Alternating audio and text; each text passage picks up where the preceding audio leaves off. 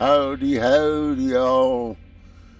So I just thought I'd touch base here a little bit on. I'm doing a little exploring. I'm in the Hilbert's dimension, which is the galaxy that I jumped into through the core jump the other day. Turn my speakers down a little bit here, because I don't have my headphone speakers actually enabled right now. So anyway, so I'm out exploring this new galaxy a little bit. Basically looking for other planets that I might want to explore further, specifically paradise planets and luxurious planets, flourishing planets, temperate planets, places that are usually kind of pretty and nice, and preferably ones that don't have assholes. I mean sentinels. So it kind of I just wanted to give some idea of what I do as far as the using the galaxy map when I do this, because I think a lot of people seem a little intimidated by the galaxy map. So hold on a second. Let me bring up the. Let's start here. Spectral designations. Okay. Hold on a second. I should have started here. Okay, so we see this is my current location, and you see just under the name of it, and where it says G8PF. Now, I don't know all the stuff, but the important stuff here for me is the first letter, and the second number, and the first number. Okay, the other stuff is, I'm guessing PF might be prominent fauna, okay, or something like that. I don't know. I'm not gonna. I'm just guessing. So anyway, the first letter is the spectral designation. That tells you what color star the system has. Okay, so when we see a G on that one, we know that's a yellow star system. Okay, so if you see a K or M, it's a red star system. Each system contains that primary mineral type, and they even got them broken down by tiers. And I don't know. When I think of tier, I think, they didn't come out with all of these at the same time. Like purple came later, and I think maybe blue did also. So these in upgrades to the game, they added, I think, the blue and the purple, or maybe even the green. I'm not sure, but I think when they first started, they only maybe had 2 or 3 tiers, and then they added these with upgrades in the game over the years. The other ones. Uh, that's just my guesstimation, and from what I gather from all my reading and research, etc., etc. But anyway, it's nice to know because, like, if you move your freighter into a different color star system, it's got that atmosphere where it generates. Oh, I can't remember what it's called, but it's got that piece of equipment in there where it generates resources from the atmosphere that it's in, and it depends on what color star that you're in, so what kind of resources that generates. So that's an interesting tip. Plus, I don't know if you've noticed my one of my recent videos. I don't remember which one it is, but I have a red planet. I mean a base in a red system, and everything on that planet is kind of like washed out. It's almost like it's black and white, like there's no colors, everything, or everything's a different color. Even when you go to build stuff, it looks like it's reddish because I'm guessing they just have a red filter on everything, so it kind of washes out the colors, and it makes it look like when you're going to build something like it's kind of red, like, oh, you can't build that, but you can build it. It just looks red because you're in a red star system. So there's that, that evidently whatever the prominent color is affects how everything looks in that system. So anyway, I just thought that was interesting. And then the number after that is how hot the star is. So like a 9 would be the coolest a star is, and a 0 would be like the hottest star. So 0 through 9 is the number that comes that after the letter. And I'm not sure. I'm not even going to guess, but I'm thinking the hotter places have other things going on. Like maybe they have more of the lava planets and stuff like that. I mean, I'm not sure as far as the heat goes. What the relationship is. Maybe there's fewer people there. Maybe because the hotter it is, you would think the closer it's getting to blowing up or whatever. Go, I don't know. But anyway, it's just information. It's good to know. It seems to have an effect. So the cooler ones, seem to have more people in them, or more, I should say, beings, and more animals and stuff. I think the hotter the star gets, and I don't know. I'm not gonna guess too much on all that because I haven't researched it that much. But it does have an effect on what's going on there. And of course, the other thing we see is the conflict level. Like below, where you see the GAPF here, and you see water. I'm just guessing. When you see water, it means there's water there somewhere. You see the prominent species is the first icon, and this one is going to be the Gex. And the second icon there is their economy, and get some kind of dealing with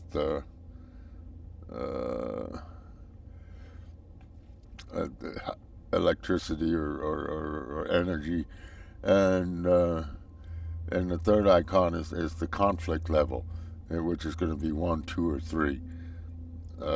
So if you're looking for a peaceful place, it's going to be a 1,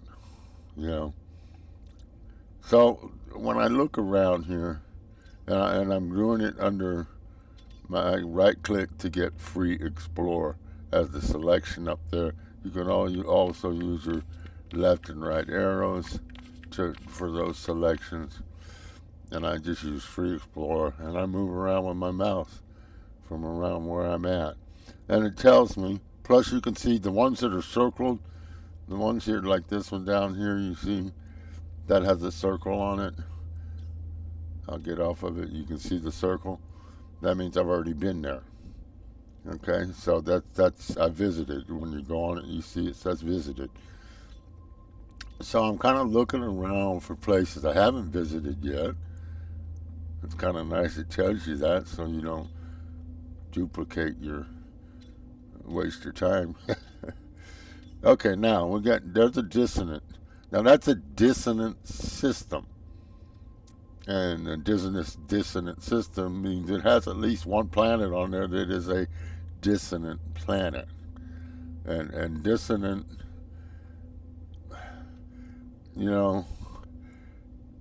that's a whole nother volume I didn't really want to open up on this little short video, because I'm just going over some quick basics here on using the galaxy map. But we could do a whole video on dissonant. and not going to go there. So it doesn't mean there's not any good planets there. Okay, other planets. There's usually only one, maybe I think only one. Most of them I've seen, I think there's only one dissonant planet in the system. So that doesn't mean there's not a, but it is, if you'll notice, a conflict level of 3. So that doesn't necessarily mean there's conflict going on. Okay, but it just means that the percentage or likelihood of conflict is higher. Okay, now here's one. You see, it just has like 3 stars going on there. It doesn't tell you a prominent species. It doesn't tell you any kind of economy. It doesn't tell you a conflict level. It doesn't have any of that stuff there. Plus, it's a letter K, so that's a red star. Anyway, that doesn't even have a space station. If it doesn't have a primary species icon on there, there's not even a space station there. Okay, so that's something to think about. If you go to a place that doesn't have a space station, that means there's no terminus there for you to jump to. You can leave a planet and go to a space station and use the terminus. Okay, so that's something to think about. So I usually avoid them when I'm out exploring, looking for places that I find that I want to go to. Okay, so here's one here. It says it's a B. The letter B means it's a blue star, and it's 8, so it's not too hot, and it's only a conflict level of 1. And I haven't been there yet, and it looks like it's the prominent species is Gex, or I should say the people that control the system. In other words, when you go to the space station there, it's going to be run by Gex. Because we only got three prominent species in the game. You know, the Viking, the Gex, and the Korvax. All right, so we're coming to a bunch of asteroids here, and you know, this is a good time to take a quick look, you know, and see, hey, how's my tritium on my starship, you know? My tritium on my starship is 6,354, so I'm not in any urgent need or nothing. So, you know, if I wanted to, I could start shooting some of these asteroids and maybe get some tritium, you know, or I might get some gold, or I might get some silver, or I might get some platinum, you know. Anyway, here, let's see what we get off of that one. See, I got silver, got a little tiny bit of silver off of that one. Got some more silver there, and some more silver there. Keep that almost get it. There's some tritium. Now, also, when you're out here, if you, like I'm close to this asteroid belt here, let me back up a little bit. If I hit my scan button, which is the letter C on my keyboard, you usually use that to scan a planet, but if you're near asteroids, and sometimes even when you scan the planet, like see, I want to scan that planet, I'm going to hit the letter C, it's going to tell me what that planet is. But you notice the asteroid's lit up. So sometimes you'll get an icon when you do that, and it'll point at an asteroid, and it's basically telling you this asteroid has a lot of tritium in it. You might want to get that asteroid, you know. So anyway, I didn't see any light up here. It would usually show up on the screen. And oh look, we got a hypercluster. Now that's one of those, you break them down and they give you more. They're usually pretty good chunks of, like a condensed package of whatever. Now if I sat here and I shot these things too long, either some bad guys will show up, or sometimes some bad guys will show up right away. It depends on where you're at. Or a organic will show up and start trying to give you a hard time. Anyway, It's not something you want to sit here and do too long. Take a few shots and move on. Usually, it's the best bet. Get a little bit and go. That's kind of moderation. Holy cow, there's a lot. This is a big old field of asteroids. Okay, so now when I jumped into this planet, it gave me a summary screen, but I was too busy talking. So I can hit my escape here and I can go over to the discovery screen. It tells me there's 2 planets in this. It tells me the name of the system. There's 2 planets and 1 moon. And I didn't catch the conflict level, so I could look back at my galaxy map and see it's a level 1. Okay. All right. So nothing really here. I mean, there's only 2 planets. I already scanned one of them, but I'm like right next to it, right? And I'm looking around. You notice I'm on the outside. I'm not looking from inside my cockpit. I'm on the outside view here, which you can change. I actually have a hotkey on mine. If you look here on the X, on the quick menu, as it's been so long since I look, I think it's over here in the other. Yeah, there. Switch Starship View. See, and I got the little 2 up there. So that means I hit at some point. I hit Control 2 to set that hotkey for number 2.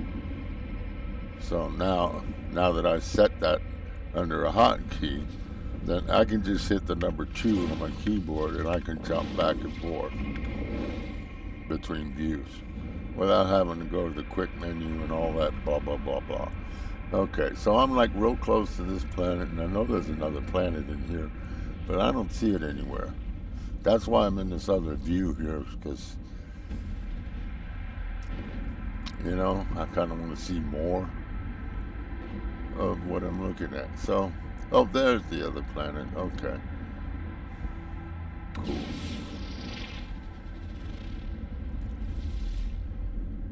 And that's a desolate planet. Okay, so we scanned the 2 planets here. We're out exploring. We're looking for what I had mentioned before. So onward, we'll move somewhere else. And so I go to the galaxy menu. I hit my right click and look for someplace else. There's the 3 dots. We don't want none of that. More 3 dots. We don't want none of that. There's a yellow star system with the heat level of 3 for the star, but it's also got a level 3 of conflict. Another one. There's a level 1. It's dissonant, but look at the heat level, boy. It's a G1. So let's go look at that one. I mean, it's dissonant, but like I said, that usually just means there's 1 planet there that's dissonant. If you got 6 planets, well, that means there's 5 others probably that aren't dissonant.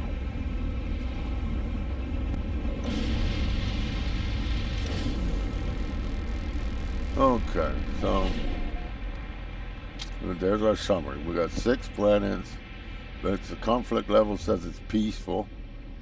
So, you know, we could, instead of trying to scan all 6 planets here, what I usually do is I'll summon my freighter here.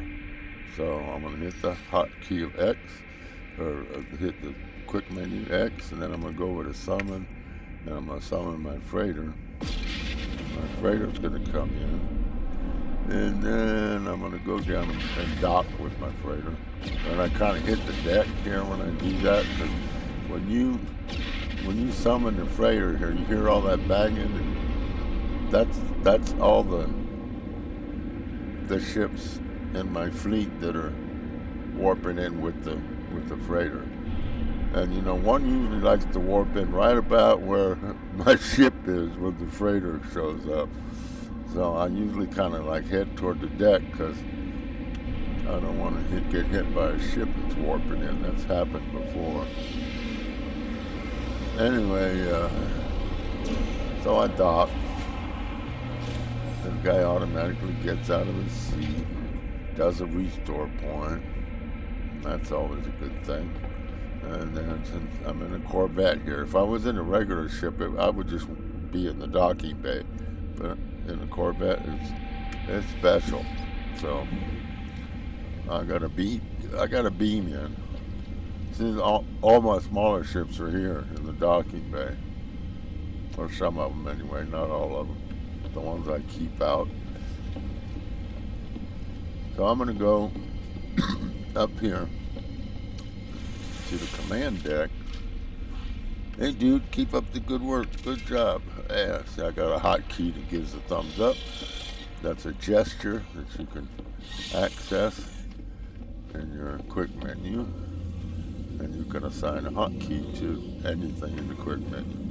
Okay, so I'm going to just, because there's 6 planets and I didn't want to manually scan them, that's why I came into the freighter here. So I activate the planetary, and this thing scanned all 6 planets, and boom, just like I set foot on them. That's so cool. And then I just mouse over each planet. I got an acidic planet with all the resources. I'm in a new galaxy. The resources, it's really just more of the same. It's, there's not no earth-shattering, groundbreaking, new mineral or whatever. It's all the same kind of stuff. So once you're set up, like I'm set up in Euclid, I got all my bases there that create everything I need to function in the game, basically. So I'm not looking for any of that kind of stuff. I got all that stuff going on in Euclid. I'm just out here looking for pretty places. I could find that in Euclid also, but okay, so there's just a dissonant planet. Shell strewn. See, some of these I have no idea what a shell strewn planet is. I can't say I've visited one.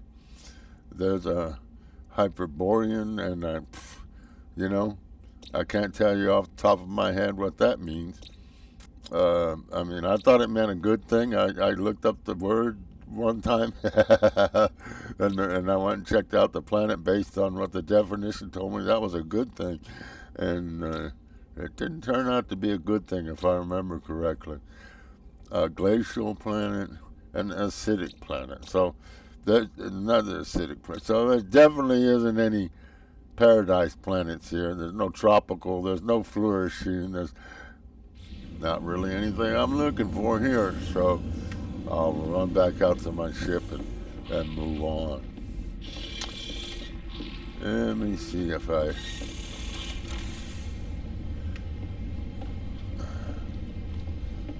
Yeah, sometimes I use the living ship for this because it's... When it comes to... like when I get down to looking at the planet, being on this ship is... it's big, so the view isn't so great when it comes to looking at the planet. Because it's, it blocks your view. It's a big ship.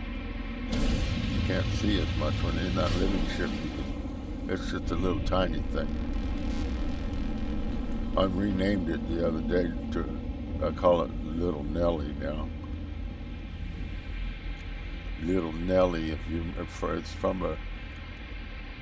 you're a fan of 007 movies. I think it was in, oh goodness, I can't remember. What was the name of it? The 007 one. You only died twice or something like that. I don't know. You wouldn't think I'm on my 3rd cup of coffee. I guess I'm not quite awake yet. But in that movie, there was a gyrocopter that James Bond was given, and Sean Connery was the James Bond in that one. Anyway, this gyrocopter was badass. It had all the weapons, all the goodies. Okay, so that's what I named the my living ship, Little Nelly, because that was the name of the gyrocopter in that 007 movie.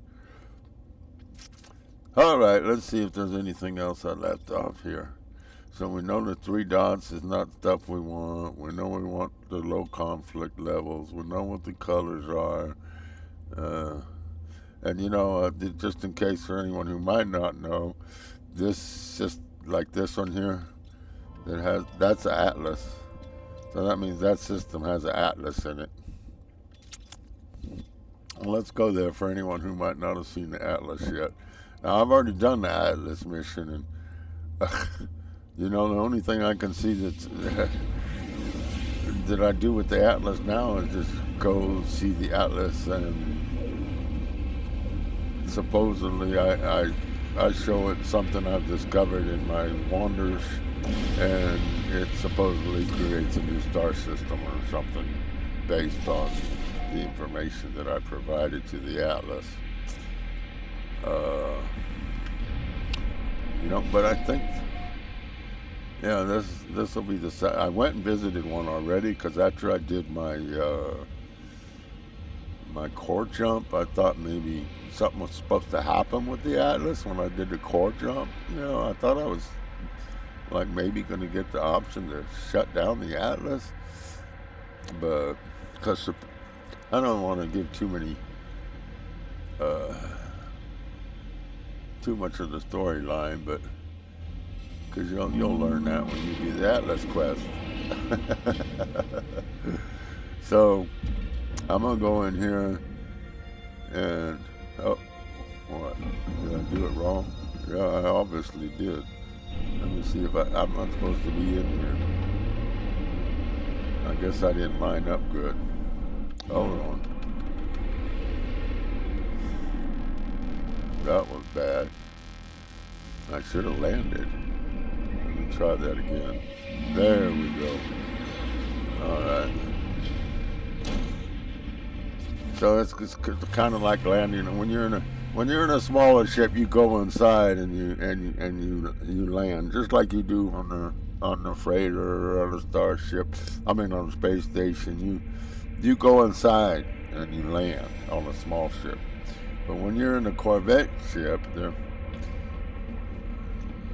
you don't land on inside things except the space station and the anomaly, but you land outside, and then you have to beam aboard. Okay, so we can open the gate here, and we could go outside and fall in space or float in space, and I've done that. You don't want to do that here. So we beam aboard. And see, if you were in a small ship, you'd be up here on one of these landing pads. That's a landing pad. That's a landing pad. If you're in a small ship, that's where you'd be. But since we're in a Corvette, we're in a big ship, then we got a special little... Because, see, Corvettes were added again in the game. As the game progressed, it's one of the things they added. So, yeah. So we're going to learn a word here as we go here. There, we learned the Atlas word. And there's I guess, part of the Atlas. The Atlas is like a huge... I don't know. It's a huge computer system that's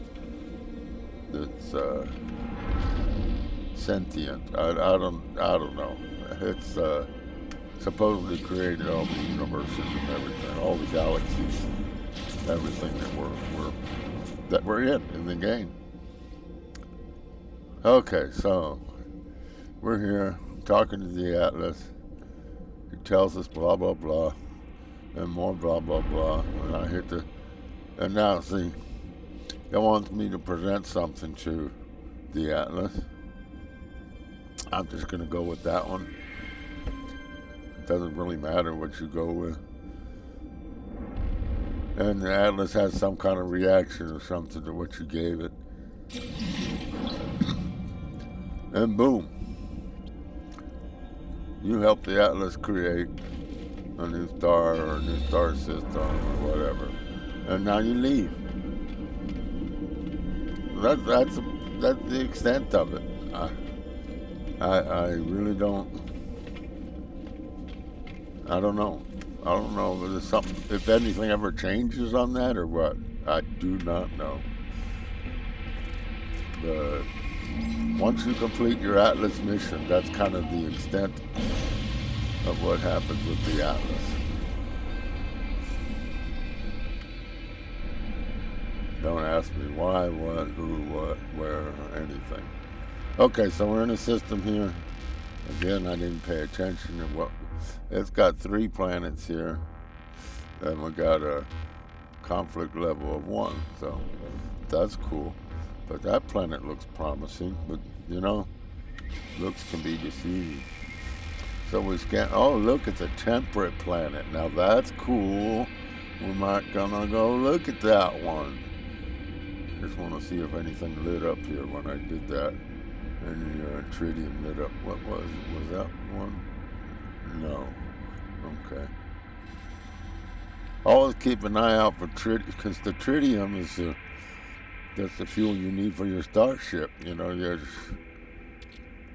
the tritium. So when you go to feed these, and it's like you know, I have a solar cell thing that charges the launch thruster. So somewhere in here, one of these add-ons. So I those days of me having to worry about that, you know, I'd have to do a lot of launches for it to worry about that. But the deflector shield, the pulse engine, and you can see that right under the pulse engine. You have to charge this equipment with tritium or pyrite. Well, that's why tritium's important. I mean, we can mine pyrite, so that's, you know, we could get that pretty easy. But the tritium, the only way I've found that you can get it is by blowing up these asteroids. Okay, so we checked out that one planet. What's that one over there? That looks pretty cool too. Well, that's an icebound planet, so not as cool. Okay, so we're gonna go check out this temperate, because temperate planets are cool, and it doesn't have any assholes on it. I mean, sentinels. So that makes it even another good mark. But it does have the vile brood, whatever. But it's got ancient bones too, and ancient bones can be cool. I'll go show you what it was. You build the ancient bones. I'll put that real quick here in a minute. First, I want to go look at this planet. Okay, so I'm gonna hit my.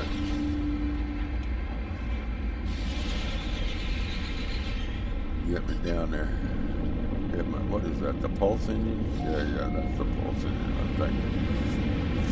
Okay, so I'm gonna go into my cockpit view now because I want to see what's coming. Sometimes these temperate planets are. Oh, look, water. That's always cool. See how that kind of snuck up on me there? You know, you got to. Most of these planets you come into, they got a lot of cloud cover, which in many aspects sucks, because when you're like, if you're on a.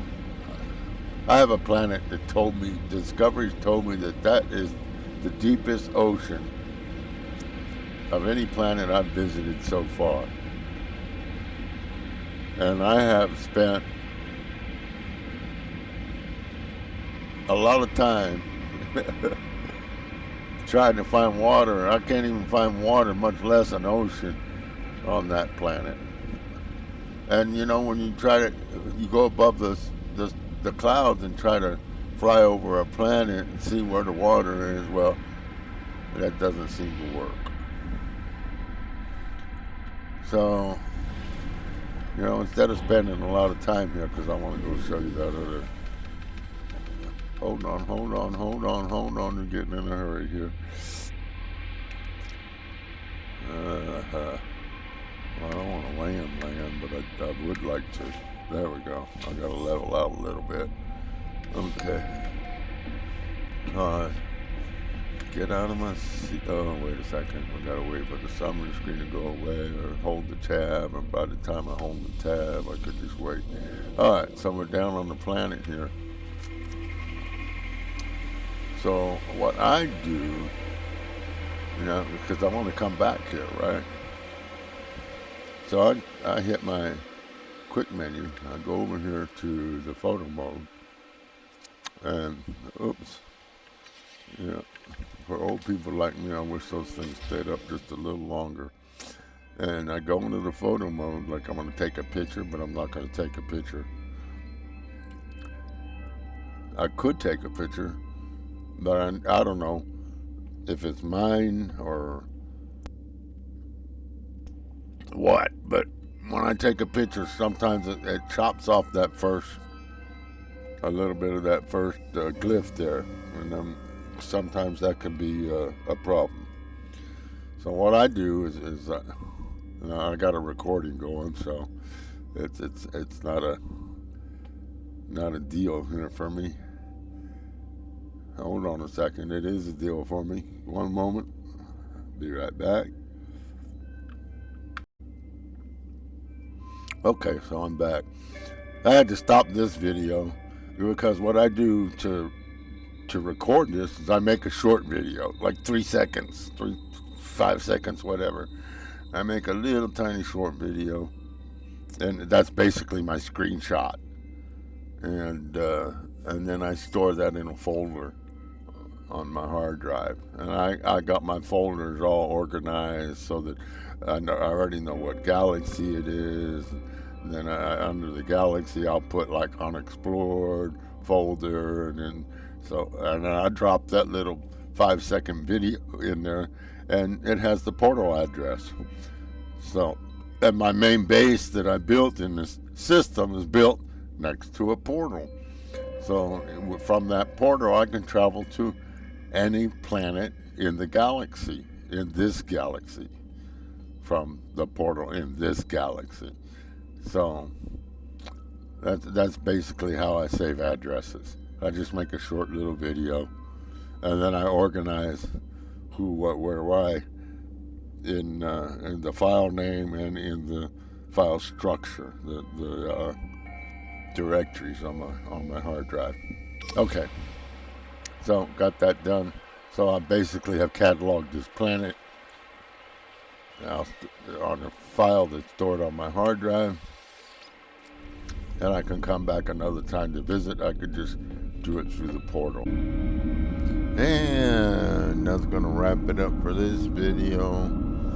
Hope you picked up a couple tips there or whatever. Have fun in the stars, folks.